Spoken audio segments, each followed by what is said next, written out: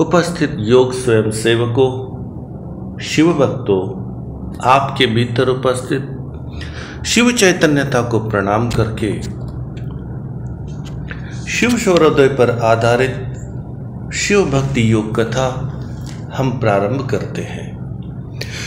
देवादिदेव महादेव माता पार्वती से कहते हैं, हे पार्वती, तीर्थ स्नानेन दानेन तपसा सुव्रतेन वा जपे ध्यानेन योगेन जायते काल वंचना। जिन लोगों को काल की वंचना से मुक्त होना है, जिन लोगों को काल के दुष्प्रभाव से बचना है, उन लोगों के लिए तीर्थों का दर्शन और तीर्थों का स्नान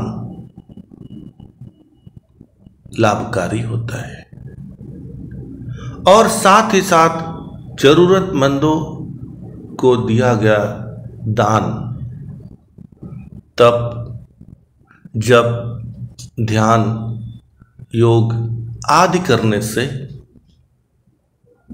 काल के प्रभाव से मुक्त हुआ सकता है। आगे कहते, शरीरम नाशे ये दोषा धातुमलस तथा समस्त वायुर्विज्ञेयो बल तेजो विवर्धनम।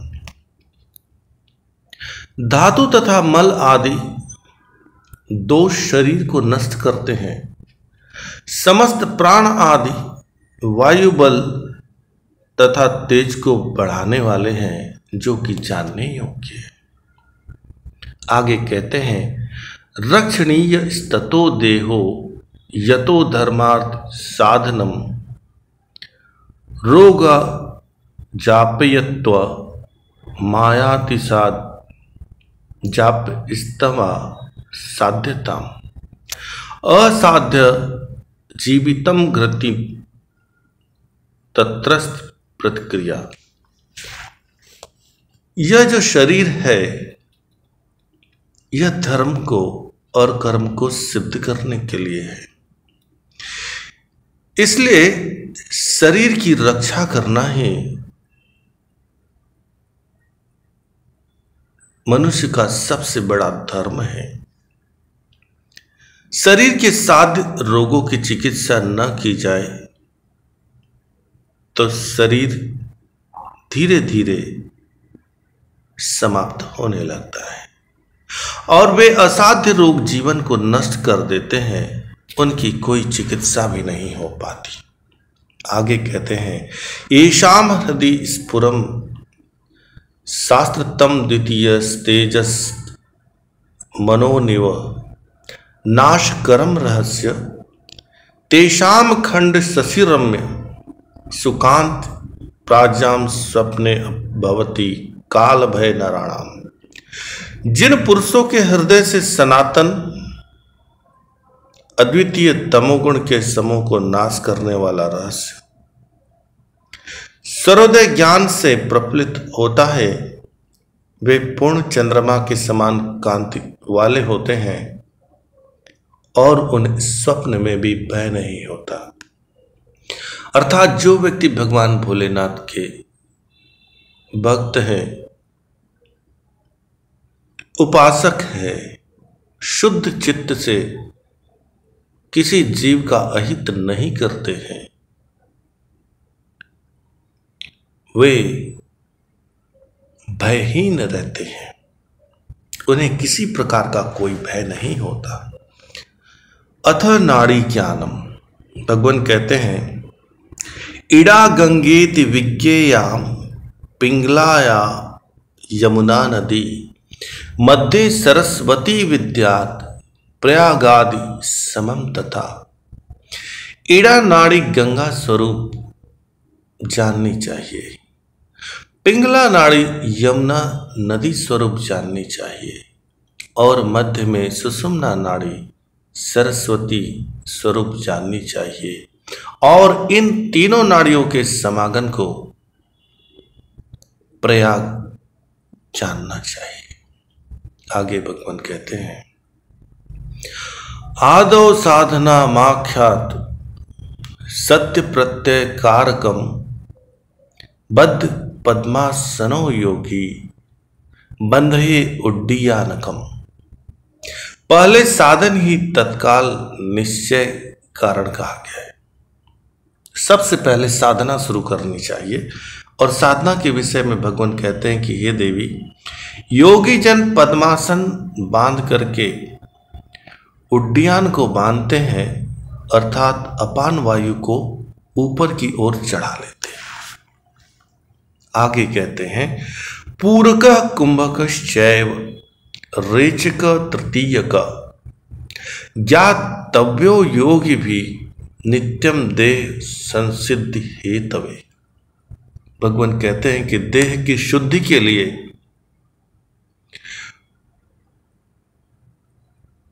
पूरक, कुंभक, रेचक इनका अभ्यास करना चाहिए। पूरक अर्थात श्वास को नासापुटों से भीतर लेना, कुंभक अर्थात श्वास को रोकने का अभ्यास, रेचक अर्थात श्वास को धीरे धीरे दोनों नासापुटों से छोड़ने का अभ्यास। जो साधक पूरक, कुंभक और रेचक का नित्य अभ्यास करते हैं उनकी देह शुद्ध हो जाती है, ऐसा भगवान उपदेश करते हैं। आगे कहते हैं पूरका कुरुते पुष्टि धातु साम्यम तथैव च कुंभके स्तंभनम कुर्यात् जीव रक्षा विवर्धनम। पूरक प्राणायाम अर्थात बाहरी वायु को भीतर खींचना, जिससे धातुओं की समस्थिति उत्पन्न होती है। कुंभक वायु का धारण करना यानी वायु को बंद रखना, इससे जीव की रक्षा वृद्धि होती है।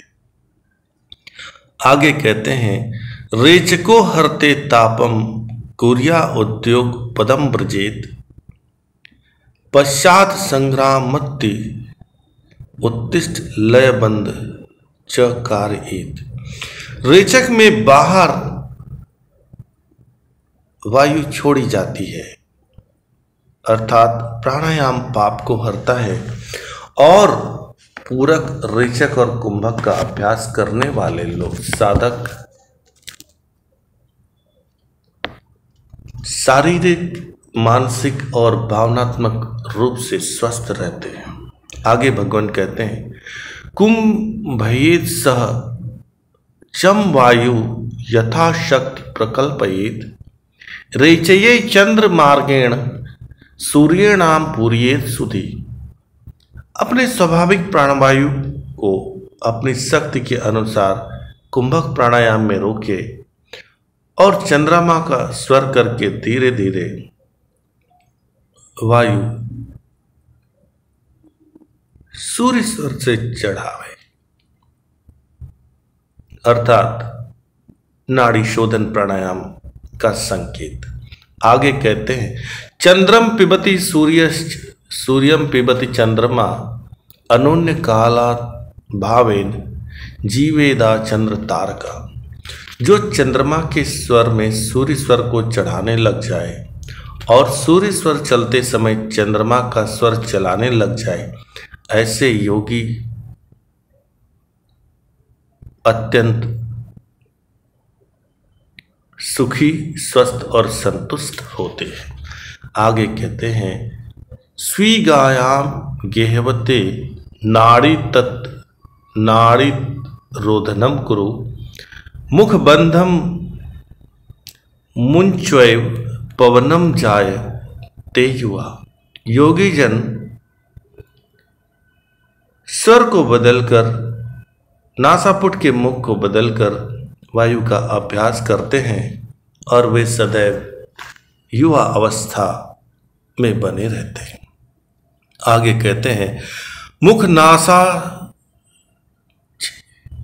कर्णानाम अंगुलि भी निरोध एत तत्वोदयमिति ज्ञेयम सन्मुखीकरणम प्रिय।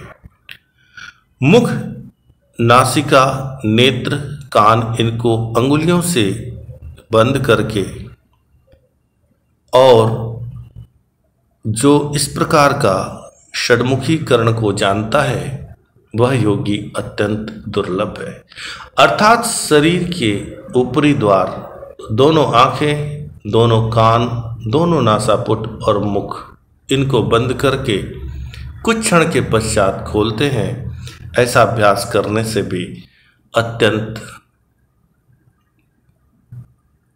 प्रभावशाली योग की सिद्धियां मिलती है।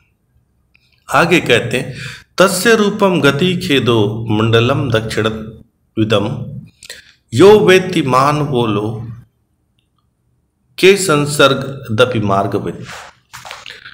उस योगी का यह लक्षण है कि जो योगी तत्वों के रूप, गति, स्वाद, मंडल, इन सब को जानता है और तत्वों के संसर्ग, मिलाप और मार्ग को भी जानता है। निराशि निष्फलम योगिनम किंचिदपि चिंतयेत् वासनान मुक्मनम कृत्वा कालम जय लीलया। भगवान कहते हैं, जो आशा रहित निष्पाप योगी कुछ भी वासना और व्यसन का चिंतन नहीं करता, चिंता नहीं करता, वह योगी अपनी लीला से अपने जीवन काल को व्यतीत करता है। आगे कहते हैं, विश्व सवेदिकाम शक्ति नेत्राभ्याम परिदृश्यते तत्रस्त मनोयस्याम मात्रम भवेदि।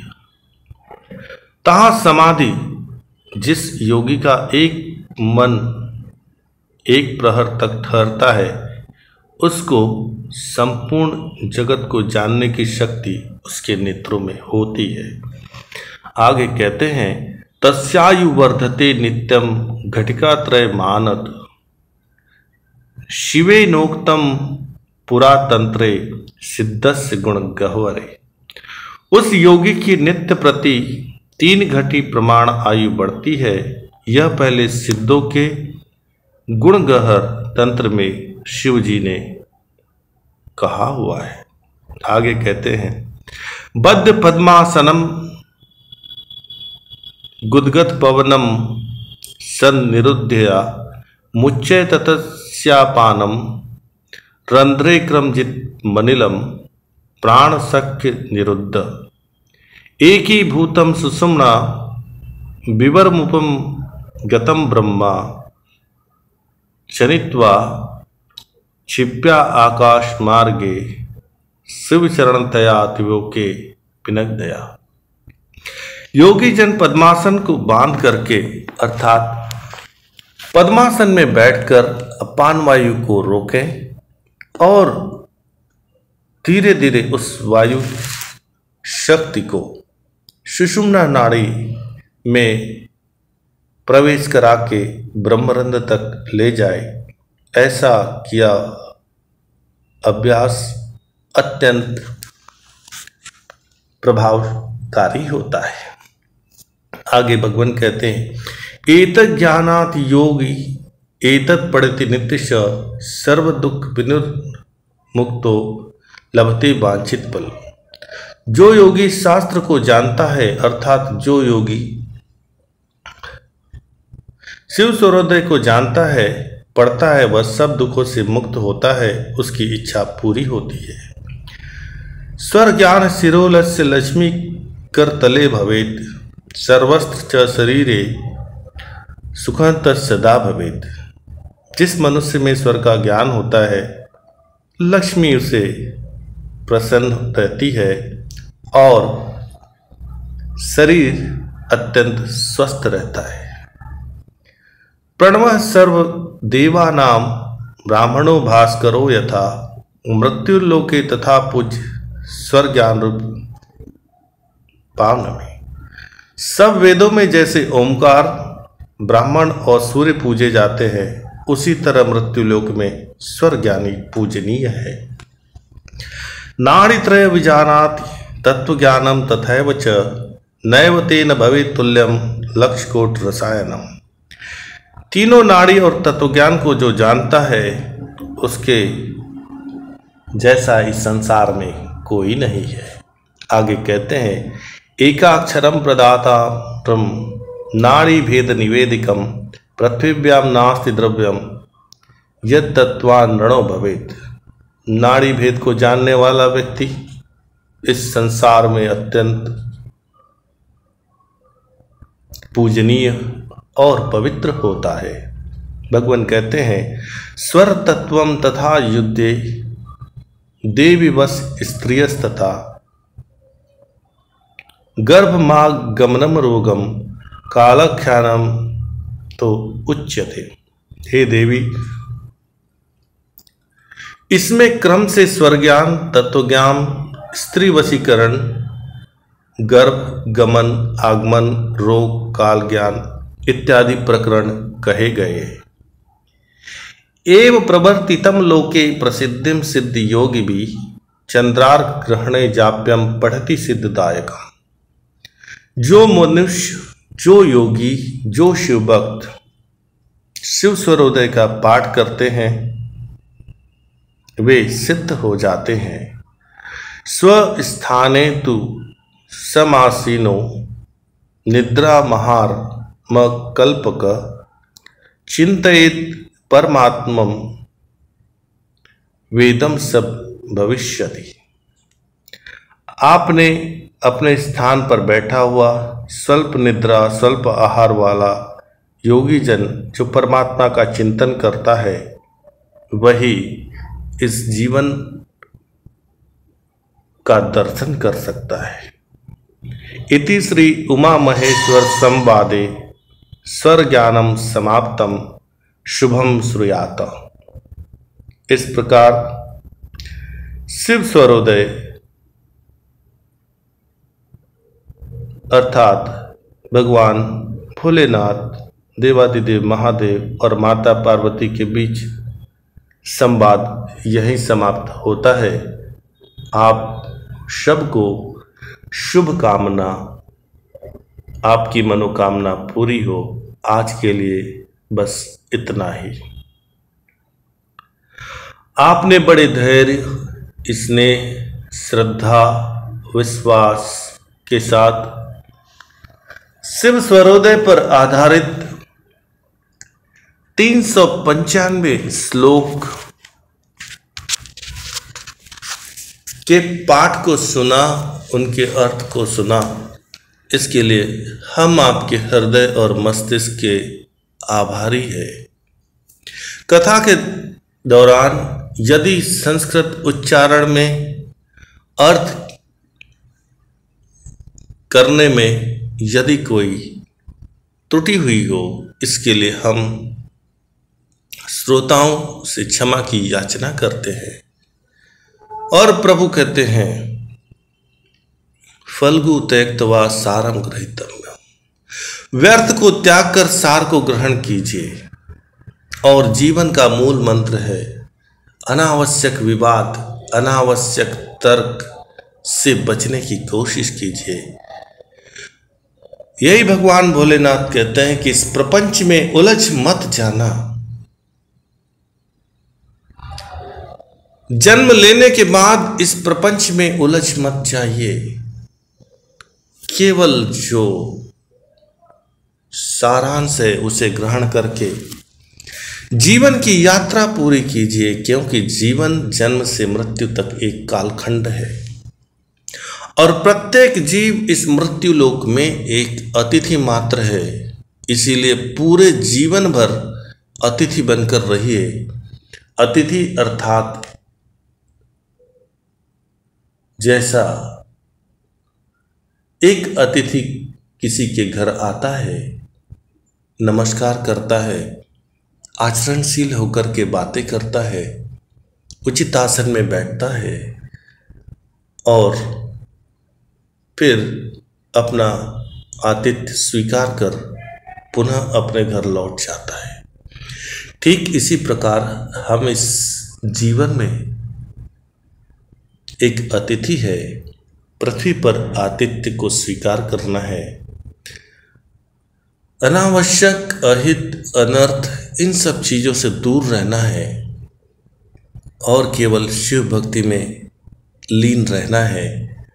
और जब कभी लगे तो महामृत्युंजय मंत्र का जप अवश्य करना है, क्योंकि महामृत्युंजय मंत्र का जप करने से